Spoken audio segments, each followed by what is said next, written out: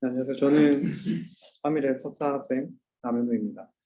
제가 이번 시간에 발표드릴 내용은 태스크 어댑티브 뉴럴 네트워크 서치 및 메타 컨트라스티브 러닝입니다. 이 논문은 카이스트의 홍성주 교수님 연구실에서 나왔고 이깁스의 스팟라이트이었던 걸로 기억하고 있습니다. 먼저 인트로덕션 말씀드리겠습니다. 네, 교수님 강의 자리에서 갖고 온 건데 머신러닝에서 보면은 피처 익스트랙션 했다가 클래시피케이션이라는 이제 어떤 태스크를 수행하고 아웃풋을 냈습니다. 이제 딥러닝 같은 경우에는 피처 익스트랙션과 클래시피케이션이 한 네트워크 안에서 이루어지게 됩니다.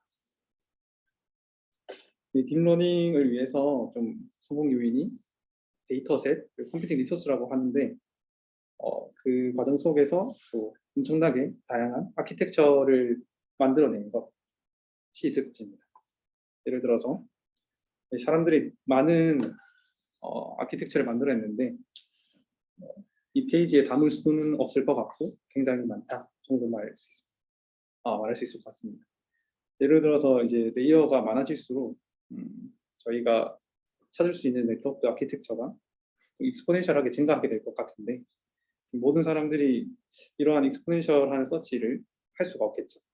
그래서 그러한 네트워크들까지 자동으로 찾아보자 해서 이 뉴럴 아키텍처 서치라는 나스라는 분야가 있습니다. 이 나스라는 분야는 이제 네트워크를 샘플링해서 어떤 리워드나 어떤 로스, 그레디언트 같은 걸 받아내서 어떤 아키텍처가 좋은지 찾아내는 분야입니다. 여기서 이 방법론으로 이제 레인포스러닝이 사용될 수도 있고, 그다음에 이볼루셔너리 알고리즘을 사용할 수 있고, 그다음 베이지안 방법 등을 이용해서 하이퍼 파라미터를 찾아내거나, 그리고 어떤 컨티뉴어스 릴렉세이션을 통해서 그레디언트 베이스드 옵티마이제이션을 사용할 수가 있습니다. 아까 그 권병기 학생이 발표했었는데 여기서 리워드를 주기 위해서 이런 데이터 컨덴세이션 그런 방법들이 유용할 것 같습니다. 하지만 이런 나스에는 이제 굉장히 컴퓨테이션이 크다라는 단점이 존재하고 이 네트워크 아키텍처를 찾은 다음에 새로운 태스크를 위해서 다시 트레이닝하는 코스 비용이 들어가게 됩니다. 이러한 것을 위해서 슈퍼넷 베이스드 어프로치가 있습니다. 가장 유명한 거로는 원스 포 올 네트워크가 있는데 이전에 팀즈의 교수님께서 올리신 적이 있습니다. 이것은 이제 어떤 큰 원스 포 올 네트워크를 학습시켜가지고 이 프리트레인된 네트워크에서 서브 네트워크를 찾아내는 것입니다. 하지만 이 프리트레인된 네트워크가 일반적으로 이미지넷 같은 라지 스케일 데이터셋에 프리트레인 되는데 저희가 사용하고 싶은 게 이미지넷이 아니라 의료 영상 같은 경우 굉장히 다른 데이터셋 디스트리뷰션을 갖기 때문에 서브 오토머를 갖는 리미테이션이 존재합니다. 그래서 이 나스의 메타 어프로치가 있습니다. 보지 못했던 언신 데이터셋, 언신 타겟 데이터셋에 레피들리하게 어댑트하는 방법인데요. 하지만 이런 리미테이션으로는 뭐가 있냐면 파라미터, 그러니까 뉴럴 아키텍처 서치가 아키텍처를 찾는 거지 파라미터를 찾는 건 아니거든요. 그래서 이런 파라미터를 고려하지 못한다라는 게 있고, 그리고 우리가 보지 못했던 데이터셋에 다시 그 파라미터 아키텍처로부터 프리트레인드 되지 않은 아키텍처로부터 어디셔널한 트레이닝이 필요하게 됩니다. 그래서 여기 이 논문의 저자들이 새로운 프로블럼을 포뮬레이션 합니다. 디피니션 합니다. 아까는 뉴럴 아키텍처 서치였다면은 이 분들이 주장하는 것은 뉴럴 네트워크 서치입니다. 이 뉴럴 네트워크 서치의 문제가 무엇이냐면은 데이터셋과 어떤 컨디션이 주어져 있을 때 적절한 프리트레인드한 네트워크를 서치하는 것입니다. 서치하는 방법은 저희가 생각하는 이미지 리트리벌 같은 걸 생각하면 됩니다. 어떤 쿼리가 주어졌을 때 이 쿼리가 가장 유사한 이미지를 뽑아내는 것이랑 똑같은 것이죠. 이 오른쪽 그림에서 보면은 같은 이 데이터셋과 모델을 같은 레이턴트 스페이스에 매핑을 시켜가지고 이 쿼리 데이터가 주어졌을 때 이 모델들 중에서 저희가 학습시킨 이 모델 주에서 가장 유사한 인베딩을 가진 네트워크를 뽑아내는 그런 뉴럴 네트워크 서치를 하였습니다. 두 가지 스텝으로 볼 수 있는데, 먼저 어떤 데이터셋과 그것으로 학습된 네트워크, 이 두 개의 모델 뷰를 만들어내야 됩니다. 기존의 나스랑은 다르게 이 쿼리가 주어졌을 때 프리트레인드한 네트워크를 그냥 차단해서 주는 것이기 때문에 이런 모델 뷰를 컨스트럭션 할 필요가 있습니다. 그리고 메타러닝을 통해서 데이터셋이라는 쿼리가 주어졌을 때 프리트레인드 네트워크를 리트리벌 해야 되기 때문에 이 모델을 인코딩 할 수 있어야 되고 데이터셋을 인코딩 할 수 있어야 돼요. 그 인코딩을 된 인베딩 벡터상에서 시뮬러리티를 계산해서 결과를 뽑아내게 됩니다. 그리고 이 분들께서 제안한 것으로는 퍼포먼스 프리딕터를 또 도입했습니다. 퍼포먼스가 어떤지 예측하게 됨으로써 이 인베딩 벡터를 통해서 이 퍼포먼스가 어떻게 될 것인가를 예상하는 프리딕터를 학습하게 해서 이 인베딩이 어퓨러시에 대한 시멘틱 정보를 갖게 할 수 있도록 가이드를 하였습니다. 그렇게 하였을 때 이 세모 표시가 AutoML이고 이 동그라미 주황색깔 표시가 나스 방법인데요. 이러한 방법들보다 서치와 트레이닝 타임이 굉장히 작고 어큐러시가 높은 것을 알 수 있습니다. 왜 그러냐 하면은 저희가 이 프리트레인드 네트워크를 찾기 위해서 해야 되는 거는 그냥 모델 인코더에 넣고 데이터셋 인코더에 넣어가지고 어떤 모델이 가장 적합한지 시밀러리티가 가장 높은지 계산해서 뽑아내는 과정만 있으면 되기 때문에 어떤 나스 아키텍처를 찾는 타겟 태스크가 주어졌을 때 네트워크 아키텍처를 찾는 그런 트레이닝 타임이 필요 없습니다. 그래서 트레이닝 타임이 굉장히 서치 타임이 굉장히 작고 어큐러시 같은 경우에는 이 쿼리 데이터셋이 주어졌을 때 퍼포먼스가 좀 높은 그러한 네트워크 인베딩을 찾아서 뽑아내기 때문에 그러한 잘 기학습된 이 데이터셋과 잘 맞는 그런 프리트레인드 네트워크로부터 시작해서 파인 튜닝을 통해서 어큐러시를 얻을 수 있으므로 어큐러시도 굉장히 높게 됩니다. 이러한 이 사람들이 제안한 프로블럼 안에서 그리고 이분들이 또 문제를 포뮬레이션 했기 때문에 자신들의 프레임워크를 같이 발표했습니다. 이름은 태스크 어댑티브 뉴럴 네트워크 서치라고 지어놨습니다. 먼저 쿼리가 주어졌을 때 어떤 모델 네트워크 아키텍처를 뽑아내는 것이기 때문에 이 모델 뷰를 컨스트럭션 할 필요가 있다고 하였습니다. 예를 들어서 트레이닝 할 때 저희가 가지고 있는 트레이닝 데이터셋이 N개가 있고 그리고 아키텍처가 K개가 있을 때 일반적으로 트레이닝 하면은 N 곱하기 K개의 프리트레인드 네트워크를 만들어내야 됩니다.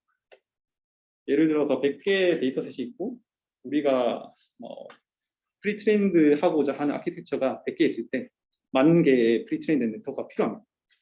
너무 많으니까 랜덤 샘플링해서 그 아키텍처를 데이터셋마다 랜덤 샘플링해서 몇 개 조금만 갖게 합니다. 그렇게 했을 때 이 오른쪽에 있는 성능을 보니 다 사용했을 때보다 이 랜덤이 좀 괜찮은 것을 볼 수 있습니다.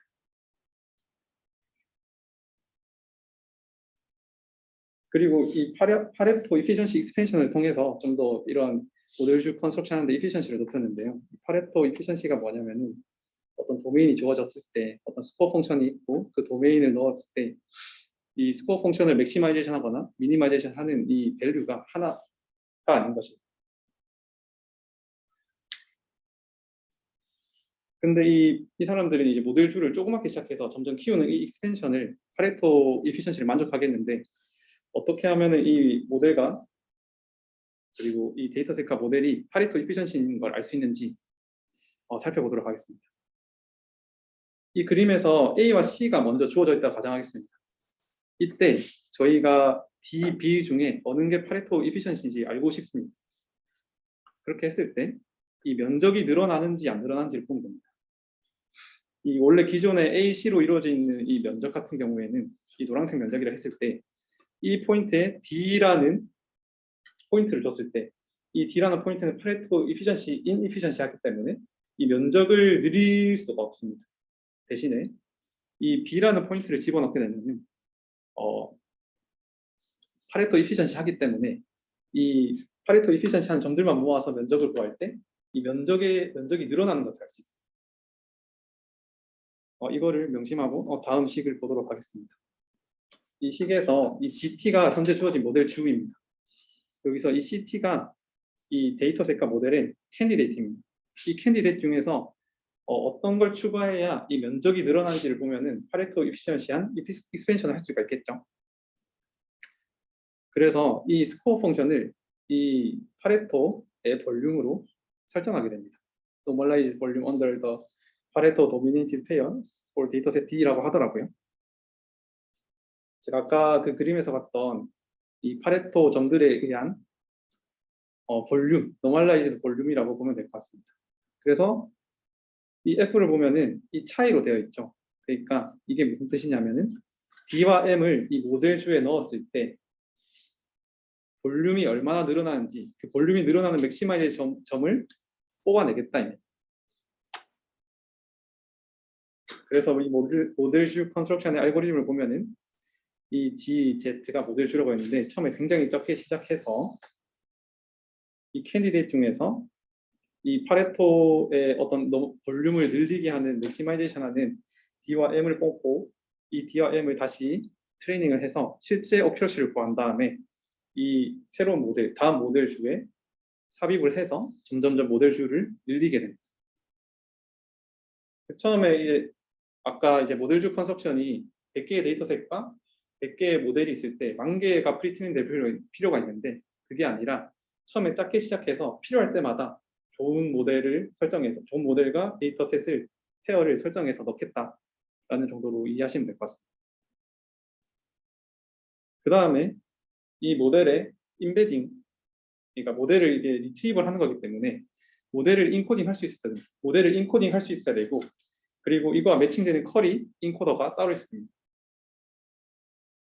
쿼리 인코더 같은 경우는 저희가 데이터셋이 주어졌을 때 네트워크를 찾는 거기 때문에 데이터셋이 쿼리가 됩니다. 이 쿼리 인코더 같은 경우에는 이 서메이션 오퍼레이션을 통해서 커뮤테이션 인비리언트한 풀링을 하게 됩니다. 이때 이 로우 같은 경우에는 이 서플리멘터리 봤을 때 레즈넷 18 같은 거를 쓴다고 하더라고요. 그래서 레즈넷에서 뽑아낸 인베딩 벡터, 그러니까 데이터셋의 정보를 담고 있어야 되니까 특정 아키텍처를 동일하게 써가지고 뽑아낸 인베딩 벡터라고 보시면 될 것 같습니다. 그 다음에 모델을 어떻게 인코딩할까 저는 이걸 보면서 좀 많이 고민을 했었는데 두 가지 방법을 사용해서 이분들은 인베딩을 해왔습니다. 첫 번째는 토폴로지컬 인베딩입니다. 그러니까 이 네트워크가 어떻게 생겼는지 인베딩을 할 수 있어야 되는데요. 이 인베딩은 억실리러리 인포메이션을 통해서 컨캣 해가지고 만들어내게 됩니다. 이때 이 억실리러리 인포메이션이라고 하면은 뭐 커널 사이즈 그리고 레이어의 개수 등 이런 것이 될 수가 있습니다. 이러한 데이터를 컨캣해서 서플리멘터리는 45디멘전을 만들어낸다고 하더라고요. 그 다음에 펑셔널 인베딩이라는 게 있습니다. 이게 이 전에 있던 나스나 이런 방법들과 다르게 파라미터 프리트레인드된 네트워크를 찾아내는 것입니다. 적절한 프리트레인드된 네트워크. 그러면 이 프리트레인드된 네트워크가 어떤 파라미터를 갖고 있는지 인베딩 할 수 있어야 되잖아요. 토폴로지뿐만이 아니라.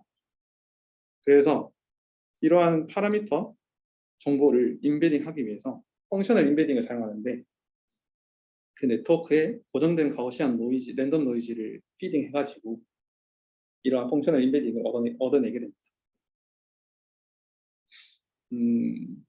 이 데이터셋은 조금 이해를 했었는데 모델을 인코더는 도대체 어떻게 했을까 저는 되게 궁금해하면서 봤었거든요. 근데 이 토폴로지컬 인베딩과 이 펑셔널 인베딩 이렇게 모델링해서 풀어내게 되더라고요. 즉 펑셔널 인베이딩 쪽에 화살표가 이어진 거예요? 왼쪽에? 이렇게 해서 이 두 개를 컨캣해서 아니 왼쪽에 펑셔널 인베이딩 왼쪽에 데이터셋하고 펑셔널 인베이딩 사이에 화살표가 있는 거예요? 데이터 이거 말씀이신가요? 네. 이거는 이제 모델주 컨스트럭션을 해서 그러면은 모델주 컨스트럭션 하면은 해당 데이터셋 그리고 해당 데이터셋에 대한 모델 그리고 이 모델에 대한 어큐러시가 존재하겠습니다. 이 세 가지를 이용해 전체를 다 가지고 네. 트레이닝은 이렇게 하는데 테스트 같은 경우에는 여기에 주어진 데이터셋이 없습니다. 그러니까 새로 본 데이터셋을 이용해서 또 뒤에 베타 테스트를 하게 됩니다. 여기서는 거기서 그럼 빨간색 상자 안에 있는 거 중에서 테스트 타입에서는 샘플 데이터 셋이 빠지는 거네요. 바깥에서 들어오는 거. 테스트 할 때는 원신 타겟 데이터셋이라고 보시면 될 것 같습니다. 그럼 펑셔널 인베이딩은 랜덤 코드인 거예요, 그냥? 네, 픽스 랜덤 코드? 네, 픽스 안 하고. 네. 토폴로지는 억실리어리 인포메이션을 어떻게 메타 그 데이터로 네. 표현을 해요? 그 표현 방법 리프레젠테이션. 일단 제가 봤을 때는 제가 이 모델주의 그 파이토치 파일을 공유를 해놨더라고요. 봤을 때는 어떤 숫자가 이렇게 여러 개 있었는데 서플리멘터리 또 보니까 그거를 플래튼했다고 하더라고요. 아까 말했던 커널 사이즈나 레이어의 개수나 그리고 채널이 얼마나 익스펜션이 되는지 그런 것들을 이용해서 45 디멘전으로 표현을 했다고 합니다. 더 이제 이것뿐만 아니라 좀 더 많은 정도를 사용한 것 같아요. 그러면 저런 표현 방식으로는 표현할 수 있는 아키텍처가 네, 한계가 정형화되어 있어요. 있잖아요. 네, 정형화돼 있습니다. 그거는 이제 그 아까 말했던 원스 포 온 네트워크에서 보면 슈퍼넷에서 서브 네트워크를 찾아내가지고 하잖아요. 근데 거기서 서브 네트워크를 찾아내는 방법을 사용했다고 하더라고요. 그러면 이제 하나의 큰 이가 뭐 다양한 모델을 사용할 수 있겠지만 여기 이 실험에서는 결국 어쨌든 네트워크를 다양하게 사용할 수 있어야 되니까 뭐 레지넷이나 뭐 이런 거를 막 이렇게 가져다 쓴 게 아니고 그러한 네트워크 하나를 그냥 정해서 거기서 네트워크를 막 샘플링해서 그 네트워크를 데이터셋에 트레이닝 한 다음에 그 프리트레인된 네트워크를 그냥 사용하는 거더라고요. 근데 제 생각에는 꼭 원스포 네트워크가 아니라 이러한 토폴로지컬 인비딩을 잘할 수 있는 방법이 있으면은 여러 가지 아키텍처를 쓸 수 있다고 생각하고 있습니다. 어떻게 보면 이 연구가 깃발뽑기처럼 새로운 주제라고 해야 되나? 약간 그런 느낌이라서. 네, 새로운 그래서 그냥 주제라고. 간단한 방법으로 네, 베이스라인을 만들었다. 저도 이제 토폴로지컬 인비딩을 보면서 아키텍처가 다 다른데 어떻게 하나의 토폴로지컬 인비딩을 만들어낼 수 있는지 궁금했었는데 그 슈퍼넷 하나가 있는 것 같더라고요. 근데 그 예전에 그거 있었잖아요. GPT-3나 뭐 약간 이런 레벨의 NLP 네. 트랜스퍼 아키텍처를 가지고 네. 코드를 입력하면 코드 딱 더 짜주는 거. 코드요? 네, 이런 프로그램 짜줘라고 NLP 명령어 입력해주면은 네트워크 아웃풋이 트랜스포머 아웃풋이 코드가 나오는 게 그런 주제가 본 적은 있는 것 같은데 있죠. 네, 그것처럼 만약에 네트워크 아키텍처를 어떤 프로그래밍 신텍스 언어로 네. 입력으로 넣어주고 그 아웃풋 벡터 뽑아내면 그 아키텍처 인베이딩 되는 거 아니에요? 토폴로지. 네트워크를 그냥 어떻게 텍스트로. 텍스트로요. 그래도 좋을 것 같습니다. 그러니까 예를 들어서 그냥 파이토치에 레지넷 이니셜라이징 코드를 하면 그냥 뭐 넣어주면 그냥 이렇게 길다란 줄이 하나 나오잖아요. 어떻게 순서로 시퀀셜하게 이루어지는지 그것도 괜찮은 것 같아요. 토폴로지컬 인베딩 하는 방법은 다양하게 있을 것 같은데 교수님이 말씀하신 방법도 좋은 것 같아요. 왜냐면 결국에 그 텍스트가 다 그런 토폴로지컬 인베딩을 다 담고 있잖아요. 아비트리한 그래프 스트럭처를 언스트럭처드 데이터를 네. 하나의 픽스 디멘전al 인베이딩 벡터로 만드는 게 사실 쉬운 이슈가 아니라서 네. NLP 같이 그런 걸로 한번 풀어.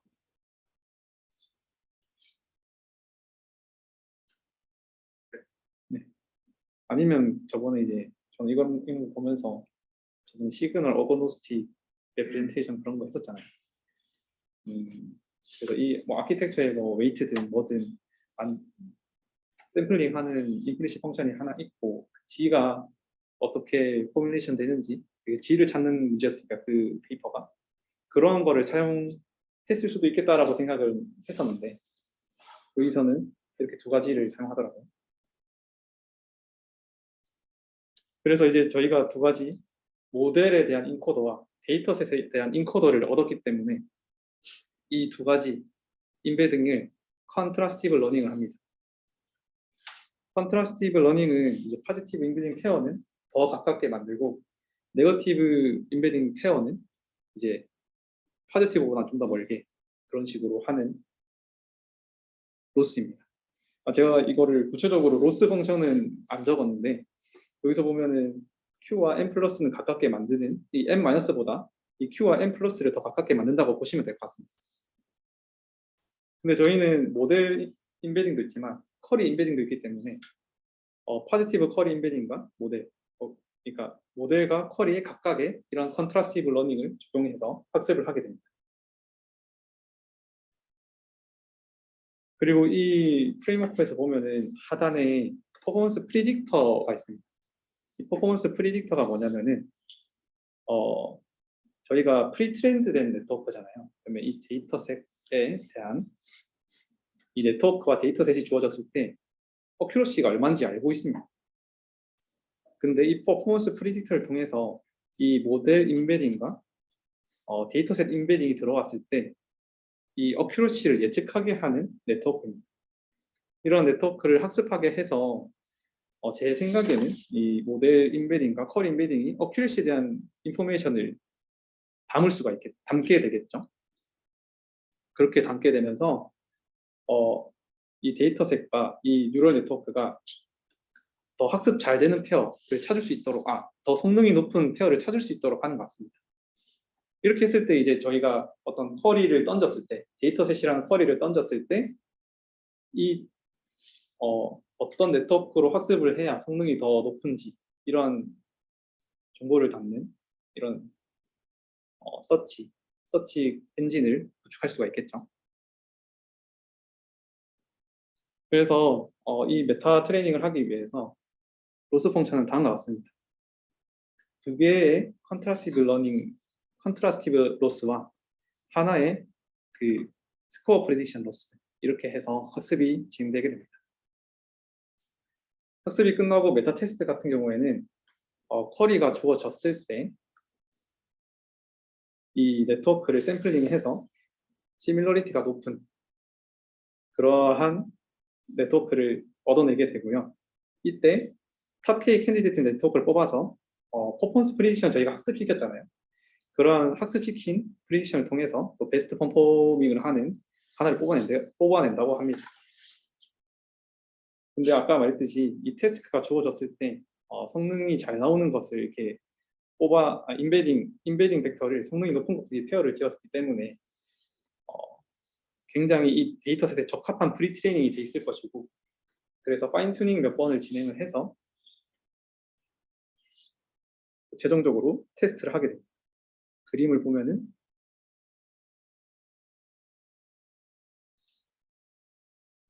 네트워크 쿼리가 주어졌을 때 네트워크를 찾아서 이 네트워크가 프리트레인드 돼 있는데 데이터셋에 더 적합하게 프리트레인드 돼 있겠죠. 그래서 파인 튜닝 몇 번을 통해서 성능을 얻게 됩니다. 실험 결과를 보도록 하겠습니다. 데이터셋과 모델의 네트워크의 페어를 만들어야 되잖아요. 그래서 이러한 다양한 이미지 클래시피케이션 데이터셋을 사용해서 이런 모델 뷰를 컨스트럭션하는 데 사용했습니다. 그리고 아까 말했듯이 네트워크 캔디데이트 같은 경우에는 그 원스포 네트워크 스페이스 상에서 샘플링을 했고,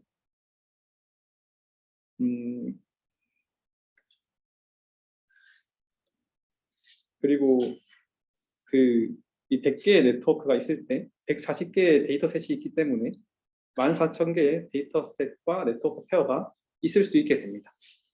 이분들이 사용했던 랜덤한 샘플링이나 그런 파레토 이피션시를 쓰기 때문에 초반에는 더 적게 시작을 할 것으로 생각이 됩니다. 그래서 결과를 보면은 이분들이 제안한 게 이 데이터셋에 적합하게 프리트레인드 되어 있기 때문에 성능이 항상 더 높은 것을 확인할 수 있습니다. 그리고 서치 타임도 이제 그냥 인베딩 벡터에 매핑을 시켜가지고 이 인베딩 벡터와 시밀러리티 높은 것을 찾아내기 때문에 서치 타임도 굉장히 짧고요. 그 다음에 트레이닝 타임 또한 그 스코어 성장 같은 것들이 어떤 레이턴시나 플로스나 그런 거에 제약이 걸리는 걸 알고 있거든요. 그래서 그런 어떤 컨스트레인트가 걸려 있을 때에 네트워크를 찾기 때문에 트레이닝 타임도 보지 않습니다. 그리고 어려운 데이터셋 그리고 쉬운 데이터셋 상관없이 더 높은 성능과 또 스피드업을 보였습니다. 제가 여기서 봤던 거는 이러한 성능의 높은 거 있고 스피드업도 있지만 이 모바일넷 V3를 보면은 플롭스와 파라미터스가 자신의 것보다 더 적거든요. 그리고 같은 수의 포치를 트레이닝 했는데 트레이닝 타임이 얘 모바일넷 V3가 더 길더라고요. 그래서 이분들이 어떤 인퍼런스 타임이나 레이턴시라고 하나요? 그런 거를 재는 어떤 컨스트레인트가 있었을 것 같고 그것이 중요하게 작용한 것 같습니다. 네, 퍼포먼스 컴패리즌을 하겠습니다. 이분들이 찾아낸 것은 이 데이터셋에 적합한 프리트레인드 된 네트워크입니다. 따라서 한번 FOC 1FOC로 트레이닝 했을 때 굉장히 높은 스타팅 포인트를 갖고 있고요. 그리고 빠르게 수렴하는 것을 볼 수가 있습니다. 그리고 그러면 이제 저희가 목적이 인베딩 벡터를 만드는 거거든요. 데이터셋과 모델의 인베딩, 공유된 인베딩 벡터. 그러면은 어떤 데이터셋의 쿼리가 주어졌을 때 도대체 어떤 데이터셋이 리트리버 되는지를 이분들이 해본 것 같습니다. 이 첫 번째 두 컬럼을 보면은 굉장히 유사한 쿼리가 주어졌을 때 굉장히 유사한 데이터셋이 리트리버 되는 것을 볼 수가 있었습니다. 근데 이 오른쪽 같은 경우에는 좀 많이 상이하잖아요. 근데 이분들이 주장하기를 시멘티컬리 디시밀 다른 케이스더라도 아웃퍼폼 하더라라고 말하고 있습니다. 인베딩 벡터가 있는지 없는지에 대해서 어블레이션 스터디를 하고 있습니다. 토폴로지컬이 있으면은 성능이 1% 정도 더 오르는 것을 확인할 수 있습니다. 근데 사실 저는 이거를 보고 토폴로지컬이 없어도 잘 되는 것 같다라는 생각을 좀 했었거든요. 토폴로지컬이 도움이 된다라는 것을 알 수 있었습니다. 그리고 이것은 찾아낸 네트워크 아키텍처에 어떤 이니셜라이제이션을 했는지에 따라서 성능을 비교한 것입니다. 이 위에 거 보면 프리트레인드 돼 있기 때문에 랜덤으로 이니셜라이제이션 한 것보다 더 높은 성능을 갖고 있고 그리고 이미지넷으로 프리트레인드 된 이니셜라이제이션보다 더 높은 성능을 갖는 것을 볼 수 있습니다. 따라서 이미지넷이라는 큰 라지 스케일의 프리트레인드 된 네트워크를 사용하는 것이 일반적인데 그것보다 어떤 데이터셋이 주어졌을 때 더 적합한 데이터셋으로 비학습된 네트워크를 찾을 수 있다라는 것을 알 수 있습니다. 이 밑에는 메타 D2A라는 아키텍처를 사용했다고 하는데 제가 이 방법을 잘 몰라가지고 넘어가도록 하겠습니다. 그 다음에 이 once for all 네트워크를 비교하였을 때 파라미터 수를 좀 비슷하게 써도 더 높은 어퓨어시를 달성하는 걸 알 수 있고 그리고 플롭수도 비슷하게 써도 더 높은 성능을 갖는 것을 알 수 있었습니다. OFA보다 항상 아웃퍼폼 한다라는 것을 알 수 있습니다. 그리고 이런 그 모델과 데이터셋의 레이턴트 스페이스를 학습했었는데 이 인베딩 벡터를 보니까 네트워크와 가까이 있는 쿼리 데이터셋이 높은 퍼포먼스를 갖는다. 이거가 이분들이 원했던 레이턴트 스페이스였다고 생각합니다. 그리고 퍼포먼스 프리딕터가 이 인베딩 벡터들이 서로 높은 성능을 이루는 페어끼리 잘 놓아지도록 유도를 하는 것 같더라고요. 그래서 이 퍼포먼스가 있는지 없는지에 따라서 1.5에서 8%포인트의 퍼포먼스 게인이 있었다고 합니다. 그리고 어떤 인베딩 벡터, 모델 펑셔널 인베딩, 모델 인베딩이나 데이터셋 인베딩이 있는지 없는지에 따라서 이 퍼포먼스 프리딕터가 이 퍼포먼스를 잘 유지하는지 관측하였었는데 이 둘 다 있을 때 더 그 퍼포먼스 프리딕터 역할을 잘 하는 걸 알 수 있습니다. 이 값은 실제 이제 어큐러시와 이 프리딕션 한 어큐러시의 MSE 값입니다.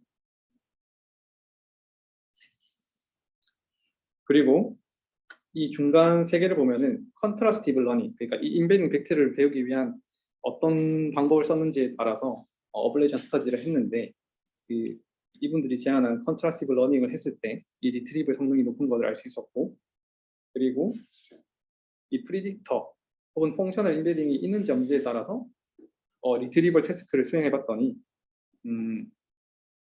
이 펑셔널 인베딩이 없으면은 성능이 크게 떨어지는 것을 알 수 있었습니다.